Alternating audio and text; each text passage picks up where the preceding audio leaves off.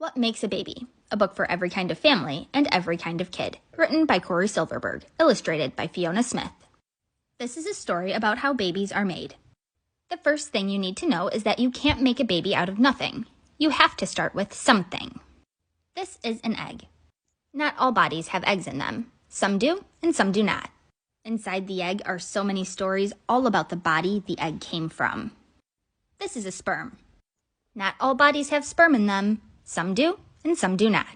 Inside the sperm, just like inside the egg, there are so many stories about the body the sperm came from.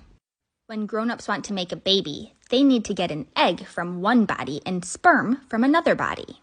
They also need a place where the baby can grow. This is a uterus. It is a place where a baby can grow.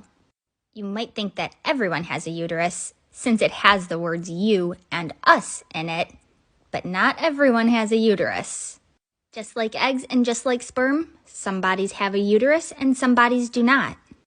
Every body that has a uterus always has it in the same place, just below the belly button, in the squishy middle part.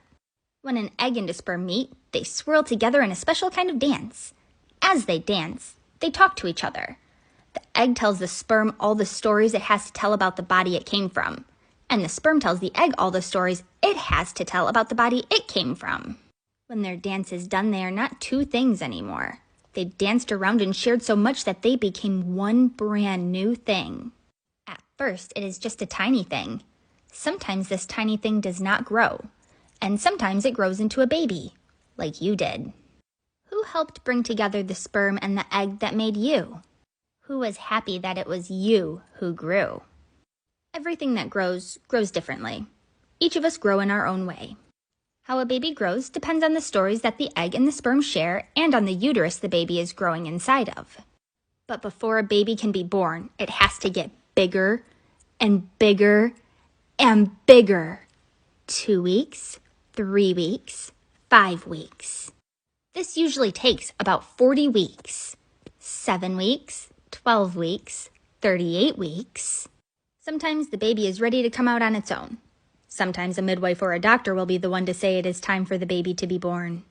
No matter who decides, the baby does not just hop out by itself. Some babies are born by coming out through a part of the body that most people call the vagina. And other times, doctors will make a special opening below the belly button, take the baby out, and then close up the hole. Whichever way the baby comes out, it is a pretty big deal for the baby. It is also a pretty big deal for the people who waited and waited and waited for the baby to be born. Sometimes it takes a long time. Sometimes it is quick. Sometimes it hurts a little, and sometimes it hurts a lot. But usually everyone needs a lot of rest afterwards. Who was waiting for you to be born? The end.